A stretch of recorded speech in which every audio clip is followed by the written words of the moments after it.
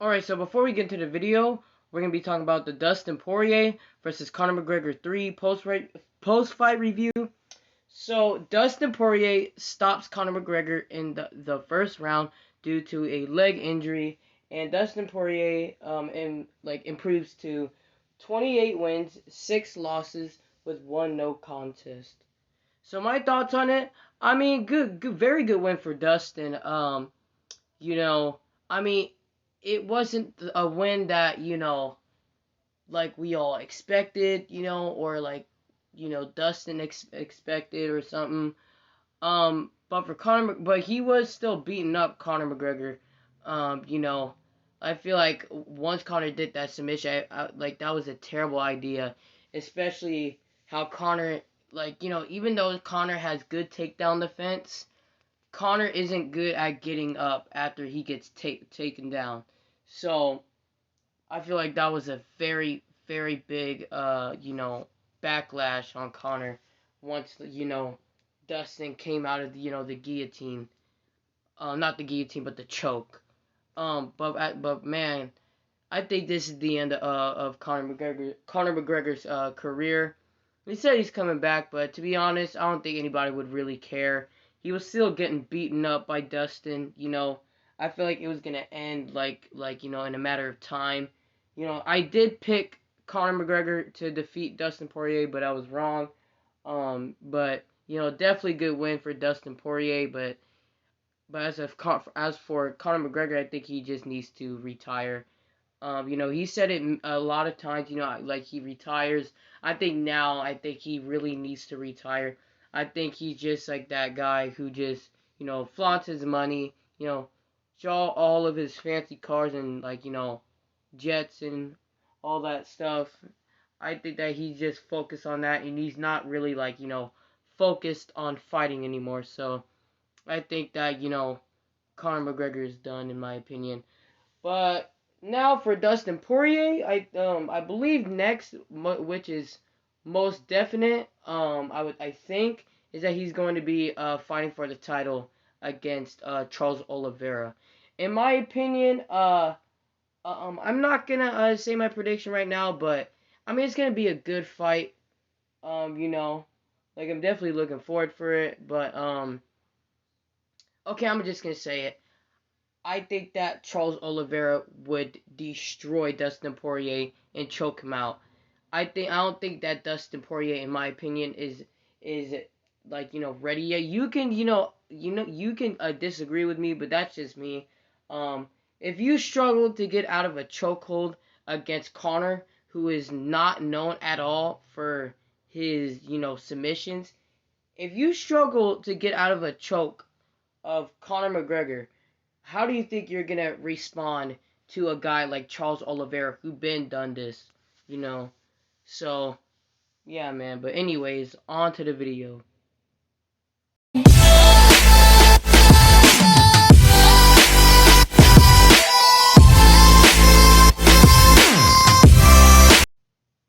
Hey, what's up, y'all? Preston from Fight Media 360 here. So this is a quick preview and prediction for Jermell Ironman Charlo versus Brian Castano. So before we get into all this, these are both one of my favorite super welterweights.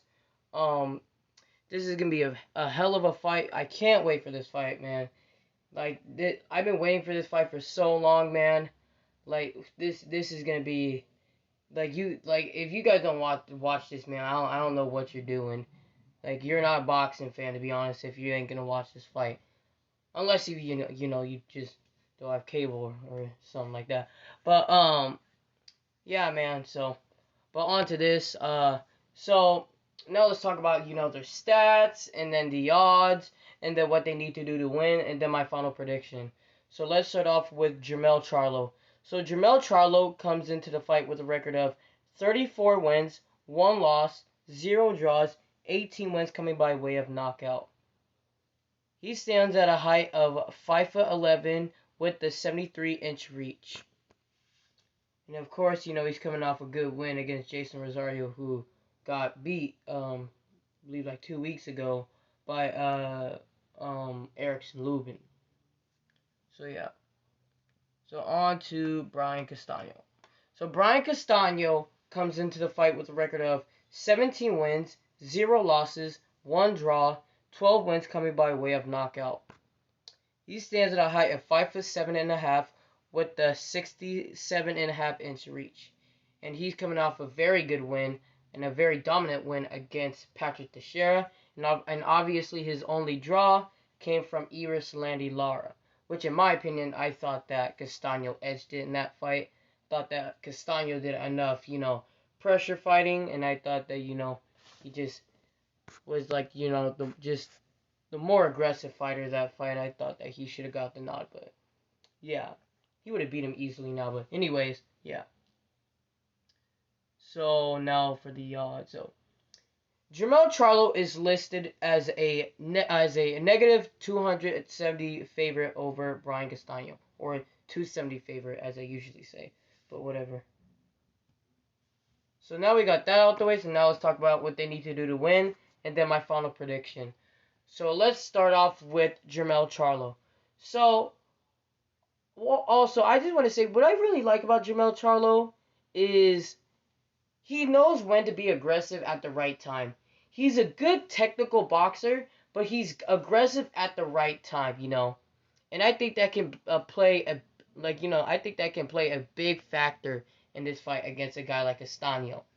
But yeah, that's what I would like to see from Jermell Charlo is, use that technique of, being aggressive at the right time, but then also being a good boxer in this fight, because he can definitely win if he can keep Castano at range. And whenever Castano's coming in the inside, which most likely and most definite that he will, he needs to punch with Castano, because he most definitely has more power than Castano. In my opinion, I actually think that Charlo's power is extremely underrated, because he only has 18 knockouts out of 34 wins, but it sure as hell doesn't look like it.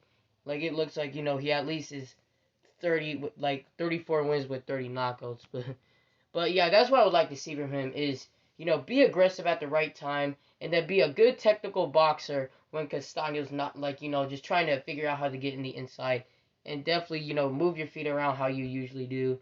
And really just catch Castano's attention with power shots and really, really hurt Castano. Because Castano does get hit a lot, and he does leave his body a little open. So I think that the body shots and the head shots will be there for Charlo. And I think that, I think that, again, whenever Castano's coming in, blast him with, the combos, and, just be very aggressive, whenever he's in the inside. And then after that, if you hurt him, just keep doing that. But then after that, once he, doesn't go in the inside, just try to be a technical boxer. But let's say if Castano's, not doing that, not being aggressive, and not just being just a boxer, just move your feet around, kind of what you do. Use your jab to time your shots, and then if Castano decides to go and just pop him with your power shot, and then just try to outbox Castano, and just keep him at range and make Castano very frustrated, to make him come into the inside, and then just blast him with just blast him with a lot of power shots and try to look for the stoppage, because that's really the key for Charlo in this fight is whenever Castano's coming in, he really needs to be like him and be aggressive at the right time, because Castano is probably going to come in.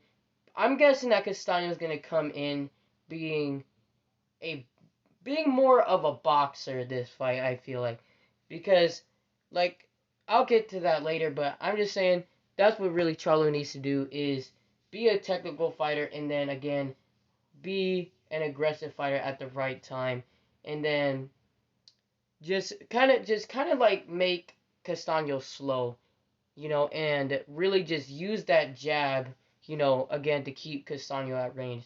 So that's what Charlo needs to do to win. So yeah.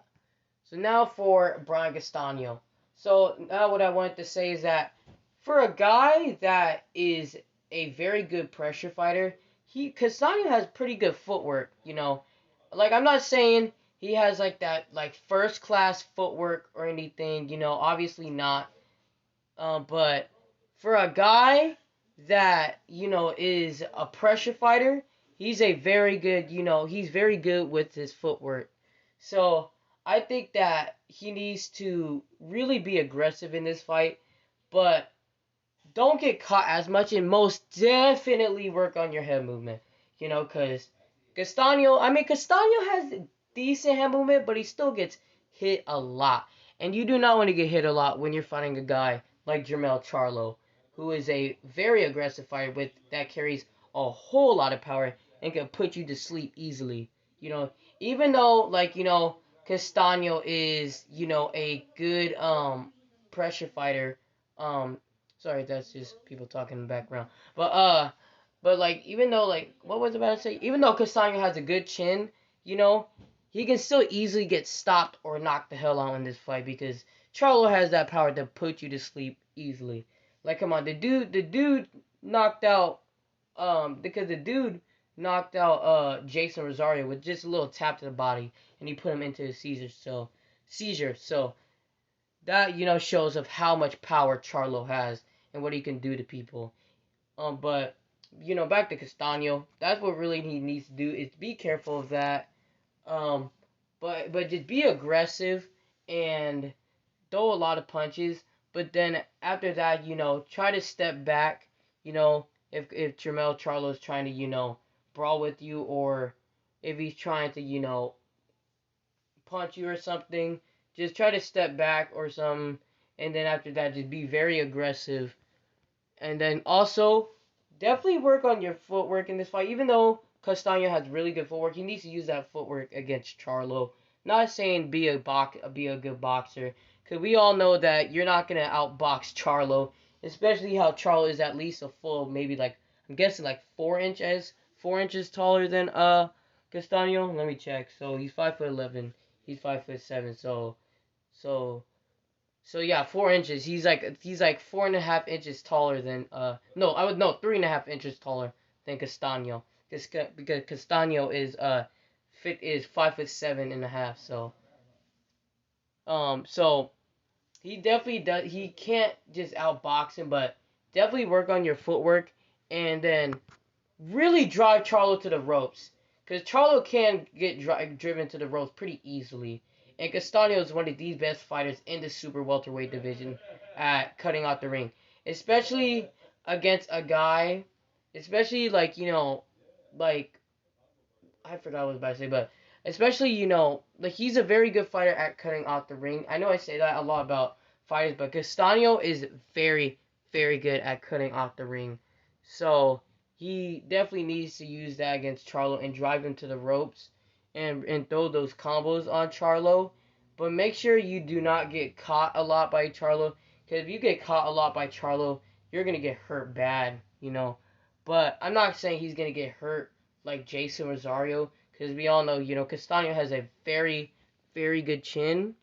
So like since you have good chin, be aggressive like how you are, but also be kind of technical, and definitely catch Charlo's attention, with power shots, because Castano does carry power, especially for a guy, for a pressure fighter. Even though there's a lot of pressure fighters out there that carry a lot of power, like like let's say like Subro Matias. He's a really good pressure fighter and he carries a lot of power. So he definitely needs to drive Charlo to the ropes and throw combos, and throw power shots to Charlo. And that's, what Castano needs to do to win. So yeah. So my final prediction for this fight, again, this is a very, very tough fight. This is gonna be very competitive. Again, you guys really need to watch this fight because this can go either way, man. This is tough. Like this is really tough. But if I would have to pick one out, I think the right answer would be Jermell Charlo by either a very close split decision or a TKO in the later rounds. the reason why I picked Charlo, I actually at first picked Castano to actually beat Charlo, but once I started going into the fight, I changed my mind to Charlo, and it was also because it's also because um they're fighting in Texas, and Jermell Charlo is from Texas, so like I'm pretty sure I feel like they're gonna rob Castano if Castano, like if it's a good fight, but then we all know Castano wins or something like that. They're just gonna give it to Charlo, and also because Castano takes a lot of hits, and I feel like, this would be very basic for Castano. Not saying Castano can't win, because he can most definitely win, but I feel like the game plan for Charlo in this fight would be very basic. Be a technical boxer, but then when Castano's trying to come in, hit him. And I think that game plan of Charlo, will win him this fight. So yeah, so that's my final prediction. I got Jermell Charlo by a close split decision or a TKO in the later rounds. Make sure you guys like and subscribe. I'm Preston from Fight Media 360, and thank y'all for watching this video.